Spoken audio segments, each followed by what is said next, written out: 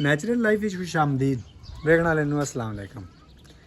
अज माशाल्लाह तीसरा रोज़ा ते रमज़ान चो वेले नाल घर आ रहा दा ते घर आके थोड़ी बहुती चलो रौनक मेला होना चाहिए। रौनक मेले आस्तै फिर रौनक मेले ली जा भी होनी चाहिए है ते जा तो माशाल्लाह ही है थोड़ी कोई वेख लो परिंदे अपनी मौज मस्ती चन ते परिंदे की काफ़ी दिन तो तुहानूं वीडियो को नहीं विखाई और इस कुछ अपडेट भी किए कुछ नवे परिंदे भी लैके आया।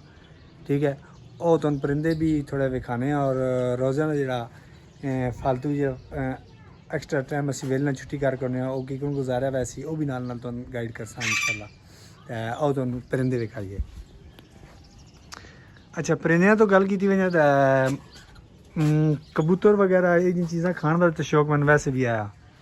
ठीक है अज जोड़ा लैके आया शराजी। शराजी कबूतर है बहुत प्यारा कबूतर है। ठीक है सहज चो वड्डा समझो कि एदा अगर खादा वजे ना तो पूरी है कुकड़ी है समझ आई ने। इसी तरह शराजी है फिर है खुमरा ये खुमरा भी माशाल्लाह सही बोल रहा। ठीक है इसी तरह वो गुगी है ये रौनक में लड़ाई रखते आवाज़ा करते रहते मन को नहीं तो लव बर्ड तो रौनक बढ़ाई जो जानते। ठीक है फिर इस ऐड के किया एक तो कबूतर वगैरह ऐड किया उस तो बाद यह चीज़ ऐड की है किकर दी लकड़ियाँ अगर लकड़ियाँ दुइयां लाई हैं वो खा छड़ियाँ ने किकर दी लकड़ियाँ नहीं खान लगे और सस्तियां भी 150 रुपये जो जानी लकड़ियाँ मिल गई जड़ियाँ अद्धा भी ला छड़ियाँ तो उधर भी ला छड़ियाँ मतलब ये रौनक बढ़ा छड़ी है और ये बढ़ानी चाहिए है।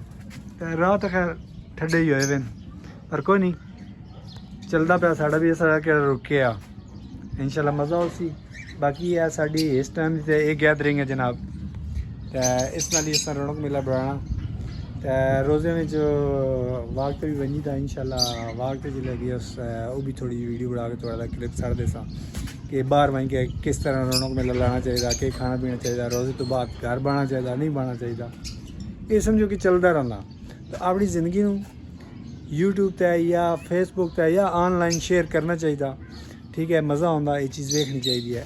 तो इस वीडियो अच्छी लगे तो इसनू लाइक शेयर कर छड़े तो हुण तक इस वीडियो अस्सलाम वालेकुम तो अगों वीडियो बनी तो इंशाल्लाह शेयर कर दें।